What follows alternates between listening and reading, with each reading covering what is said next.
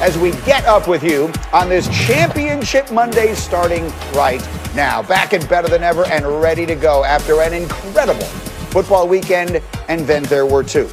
And by that, I mean the two teams that are remaining, because we've got three guys ready to go and talk football with you today. Here's the crew. Dominique Foxworth, Dan Orlovsky, Ryan Clark are ready to go. Pat McAfee will join the party a little bit later talking about Championship Sunday. And Neek, let's take a look at what happened at Lambeau Field yesterday in the clash of the legends. Aaron Rodgers, Tom Brady, the two future Hall of Famers meeting for the first time ever in the playoffs. And if there were any jitters for Brady, you wouldn't know it. Neek, this is his first pass of the game.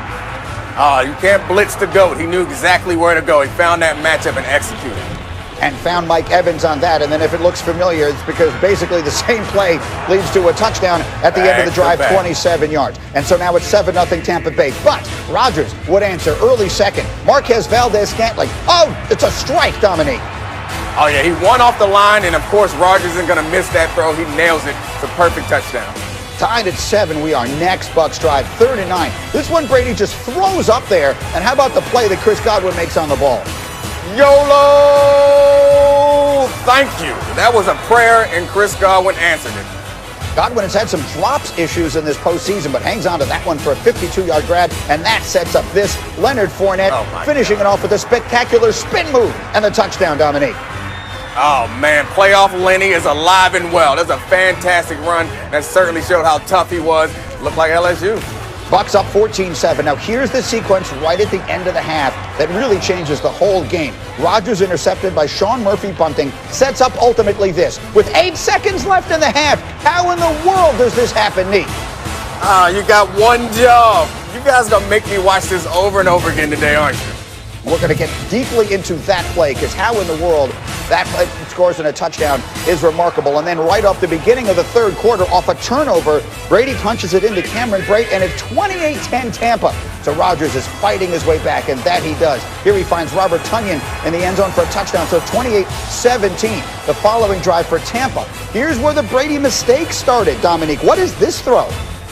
Yeah, it doesn't make sense. Adrian Amos got a fantastic jump on this and made the play, but Brady was trying to give the game away at certain points.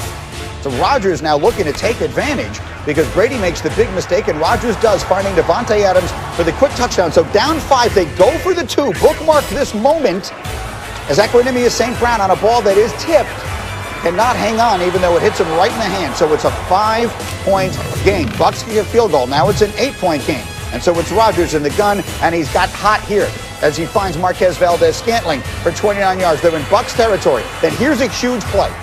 Later in the drive, 2:15 to play, 3rd and goal. Dominique, does it look to you like Rodgers could have run this in? I mean, he certainly could have gotten close, and maybe they would have decided to go for it, but instead he throws it into double coverage. Take another look. Watch the right side, or Rodgers' right side. Certainly a lot of green grass. Instead, he tries to throw it in there. That sets up a 4th down where Matt LaFleur decides to kick the field goal. So it's 31-26, and Brady comes on looking to ice the game, and that he does. Here's the big play, the pass interference. Is this a good call, Dominique? I mean, I want to say it's not because I'm a cornerback, but he's pulling his shirt off. Like, you got to throw the flag in that situation. I hate to see it, but it was the right thing to do. Kevin King, who had himself a tough day yesterday, gave up the touchdown right before the half, and then the clear jersey pull on Johnson there. Bucs get a key 1st down, and then here's another to put it away. Chris Godwin sliding all the way back to Tampa, where Tom Brady and the Buccaneers will host his 10th appearance in a Super Bowl. For Aaron Rodgers, 346 yards brought frustration for Tom Brady. Another trip to the big game. Now home Super Bowl for the first time in NFL history, I think puts a lot of cool things in perspective. Anytime you're the first time doing something, it's usually a pretty good thing. Tom's a GOAT. Last year, I think we ended 7-9, and right now we're headed to the Super Bowl. And he's probably the biggest reason we are where we are. The Tampa Bay Buccaneers had not been to the playoffs in 13 seasons. Tom Brady shows up, and here they are in the Super Bowl.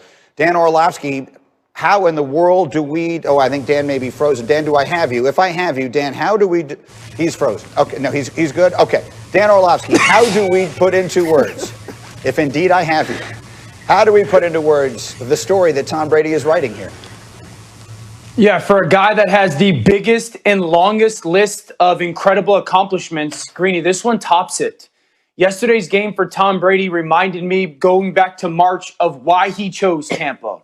Because he didn't need to carry the football team. Because this was a lot about how talented they were. But yesterday is about, for anybody who thought Tom Brady wasn't the greatest ever, that chapter is closed. That conversation is over. Don't send me tweets. Don't dispute it. Let me refresh everybody's memory about exactly the journey that Tom Brady has taken, because it's no longer is he the best ever. He is Jordan, Gretzky, Babe Ruth conversation, 43 years old. Went to an organization that by winning percentage is the worst ever in the history of the NFL. Hadn't been to the playoffs in 13 years. Didn't have to learn a brand new offense after 20 years in the same offense. No training camp that's normal, no preseason games, and then takes him to the Super Bowl. He's one of the greatest athletes ever. And indisputable, I think. And RC, maybe a testament to it is he didn't have a great day yesterday, but there was something about his presence, it feels to me, that is the reason they are where they are. We'll get to analyzing what his play is, and I'm sure my dog Dom is going to do it in a second, so I don't even have to get to the mistakes that he made. But it's also about the journey, right? Right now, we're talking about yesterday. We're going to look at his play from yesterday, but getting to yesterday is what Tom Brady is about. Having guys like Rob Gronkowski come over, having a team that says, okay, Bruce Arians, I wanted to punt the football, but Bruce, I think we can get this first down. Bruce, I like the matchup with Kevin King. Let's go at Scotty. Let's go to Scotty Miller. Bruce Arians saying this week, you know what? Bill never let him coach. Sometimes I just sit back and let him do his thing. All of those things come with Tom Brady. Tom Brady is now like a hooper. Tom Brady is like when KD goes to a team and you say, you know what, they can win a championship. LeBron James changes conference and now the Los Angeles Lakers become champions. That's who Tom Brady is. He's a force multiplier. He makes everyone better. And yesterday we saw that. Did Todd Bowles have a lot to do with what happened yesterday? Absolutely. But it's the TB12 that's most important to the Tampa Bay Buccaneers' success as a whole. There's so much to get to with the Packers side of this. But, Nick, just a thought, because I know there's so much here, and obviously Brady is the headline.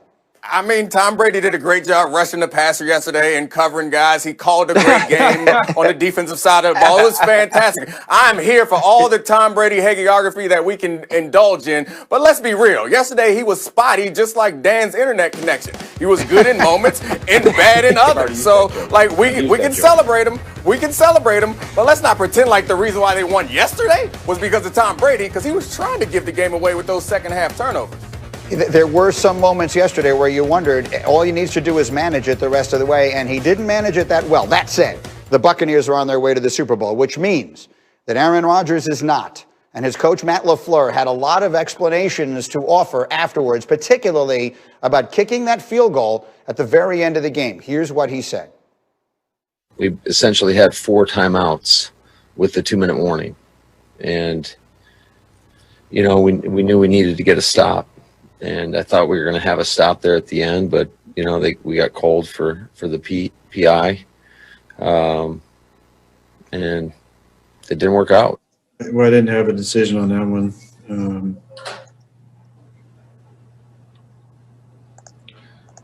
Yeah, that wasn't my decision. I thought maybe we're going to have 4 chances to go.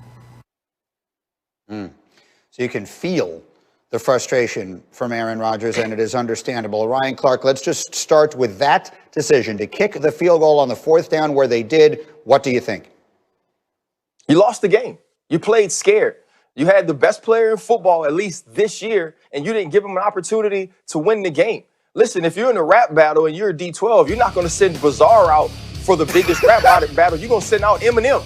You took Eminem off the field and you put Bizarre out there. You are 9 yards away from the end zone. The reason that you are trailing is that BA trusted Tom Brady with 13 seconds in the second quarter and said, you know what, we're going to go for it on 4th down and possibly give you the ball at midfield. We're going to throw this bomb into the end zone and give Scotty Miller a chance to